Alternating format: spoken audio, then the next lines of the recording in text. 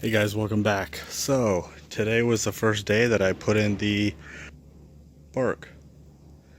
So basically, there's a couple different options. This was actually 4 scoops of bark, and you can basically see I did all this, and it went all the way to the corner over there. So, what I usually do is I'll usually do 1 inch thick around the base of every bush and tree, and then I'll do 2 inches thick in areas like this where there is nothing, because what that will do is it'll help prevent weeds from popping up if there's no sunlight getting to the dirt. Make sure that the edges right here, the edges also are 2 inches thick, because that will keep any soil, any sun from getting into the soil as well. A lot of people, what they'll end up doing is they'll make it too thin right here, and then the mulch will disappear. A little bit of the mulch will disappear, and then you'll see dirt right away. So it's good to keep it nice and thick on the outsides. So basically what you want to do is you want to make sure before you put down the mulch that all the drip works, and all the lighting works, because once you put this down, then you're done. Now, it's obviously easy to get to it. If you want, you can just scoop this out of the way. There's your drip hose right there. And what's great is, you're not going to hit it with a shovel or anything like that. You want to add a new plant or something like that, you just scoop this out of the way, dig a hole, change this drip to a drip with the hole in it. So you're just going to cut 2 ends and then put a different drip, because see, this one right here has the hole in it, and this one right here is solid, so you're going to have 2 different kinds of pipes, and you're just going to have a straight fitting. Now the drip that I use is the 0.6 gallons per hour, and that works well for basically all of the drip. Again, it's going to depend on where you live. It's going to depend on the shade. Now that's why I didn't do the whole backyard with one drip system. It's 3 different valves, because this side gets a lot more sun than that side over there, which gets a lot more shade. This side, that side. So all this side is all pretty much going to be on the same drip. And this side that gets more sun will get more water. So right now, for the first week or 2, just watch the plants a little bit. You're going to want to do about 45 minutes every day or every other day, depending on the weather. Right now it's been about 80 degrees and it's December, so that's generally average for California. Another thing you want to watch out for now these leaves right here, they're kind of big. They're not too small, but this tree also doesn't have flowers. So, and that will also depend on what kind of ground cover you put, or bark or mulch, because these are chunks, which are very easy to blow off big leaves, and that's why I put this here. They also have smaller pieces, which are even smaller than this, so it's more of a mulch.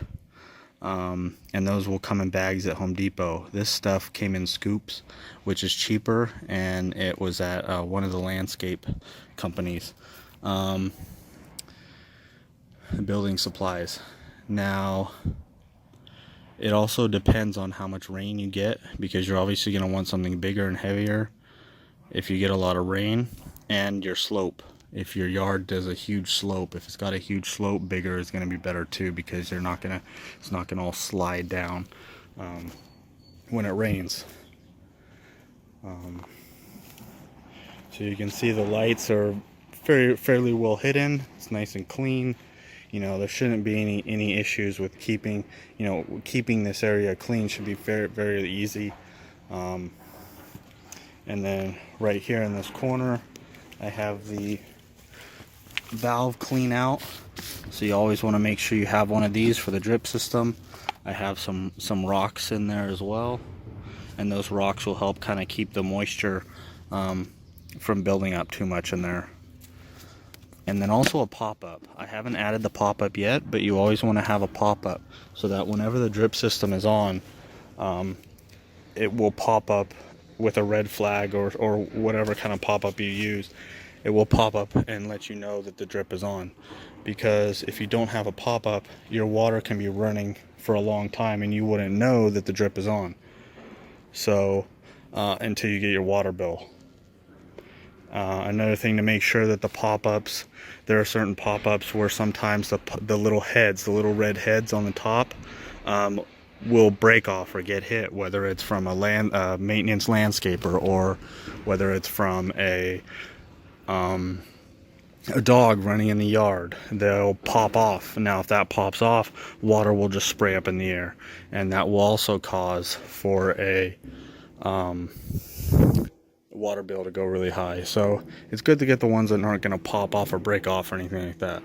So basically this side is all done, and then you can see I have the drip on right now. This drip right here on this side is also connected with that drip over there on that side. So my next project here, since I'm going to wait till tomorrow to get more mulch, is to work on this wall right here. This wall, I'm going to be putting ivy right there and ivy on this side over here. So I'm gonna run the wires across here and across this side over here so that it spreads out. Now I'm not going to get the ivy that was here before that attaches to the wall. It's going to be attached, it's going to be grabbing onto the wires only. So that way it's going to be a lot less maintenance and easier to maintain.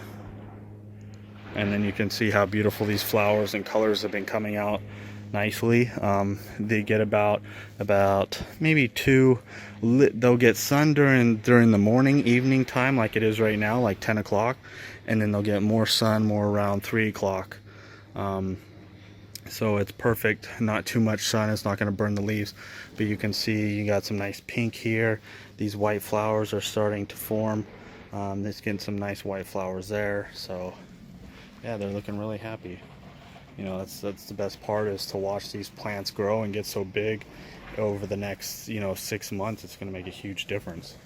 And even these ones right here, it looks pretty bare right now, but you just subscribe to my channel and just keep watching, and I will definitely post pictures on Instagram, and over the next 6 months to a year I'll come back and I'll let you guys see how big all this has gotten, because you'll be surprised. I mean, these things will get 4 to 5 feet wide, both these lantanas right here, and they can, so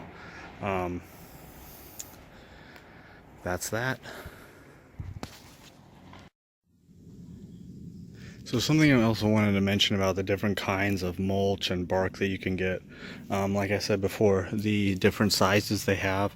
They also have mulch, which is more of shredded stuff like this. You can get it in red, you can get it in black. Obviously, if you've been following me, you can see a lot of my jobs will have the black mulch from Home Depot, the bags of it. They also carry it at Lowe's and Orchard Supply. Usually I'll get a pallet or 2 of those depending on the size of the job. The black mulch does work very well.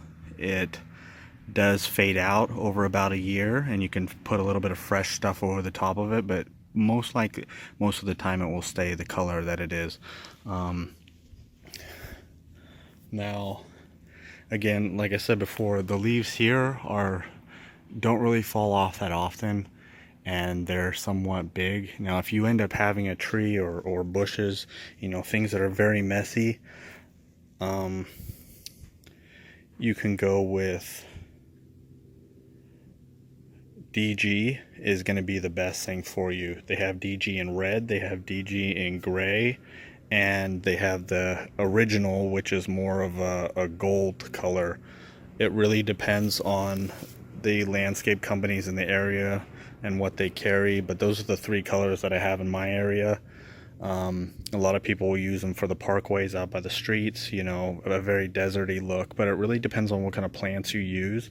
It also depends on what kind of other landscape you have in the area will what it will look like, because you can have the desert theme, or if you have the different color DG, or the way that you shape it can change the look of the landscape. It doesn't have to be bare and boring, but the DG basically hardens and it makes a nice flat surface, so it's very easy to blow off flowers, anything you want.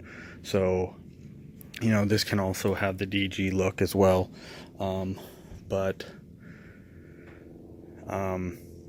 you can also go rocks, small rocks, little rocks about this big are usually good for blowing off leaves. Small mulch is not good, because when you blow it, it's going to blow off a lot of the stuff with it. So basically you want to go with big bark nuggets or small rocks if you have a lot of leaves dropping. And you can go with bigger rocks, but you're going to end up with needles and flowers getting stuck in between the rocks, and it's also going to be more expensive. Usually if you want to use rocks for landscape cover, it will look very nice, but it's going to cost you about double or triple the price, because of usually delivery fees, and just that rocks in general just cost more. So those are just some of the things to think about. And when you're using this stuff, make sure and use gloves. Wear long pants, because this stuff has, you can see, you know, right here, it has little pieces of needles, pieces of wood that are going to get stuck in your hands and in your legs and stuff like that. So you want to kind of cover up. You can also use a mask if you want. I never use a mask. I should, but I don't. So you know, that will keep stuff from getting in your nose and in your mouth, because you're going to end up doing this job. You're going to end up, if you're not wearing a mask, you end up with dirt, boogers, and all kinds of stuff in your nose and everything, so you got to clean all that out. But anyways, getting back to subject. So yeah, keep those things in mind for your projects, and if you have any questions, please feel free to ask me, and I will do my best to answer them. Hey, so I don't have the drip set up in this area yet, so that's why I'm hand watering, and because of the fires we've had and the ash that has been flying in the air and the smoke and everything, I'm hosing down these podocarpuses so that they can breathe a little better, clean them off, you know, make them nice and green. But I wanted to show you real quick what I was talking about with these. Now, these were this $37 lights, well lights, that I told you about. And you can see, because it's not flush, you can see all the water that sits inside of here. The water is stuck, so it basically has to burn off or evaporate. But that's one of the reasons why I don't care for these. I would probably go with one that's more of the 75, double in price, so that it's nice and flush. You don't have all this on there. But basically, I mean, technically, this is all going to be on drip, so the only time when this is going to be covered is when you're hosing these podocarpuses down, or it rains. So obviously here in California it doesn't rain that often, so I don't think it's going to be that much of an issue, but it's just something to think about if you're going to be adding these lights to your landscape. Another thing I wanted to show you was, you can tell when these guys need water, and a lot of plants are like this. See how flimsy and floppy these are? They're generally supposed to stand up straight up like this, but I didn't water yesterday, and that's what happens. You have to at least water them once a day, because you can just see how it starts to droop down, all the new pieces drooping down. So that's one thing you want to keep an eye on for your new plants, and any plants in general. They'll tell you when they need water.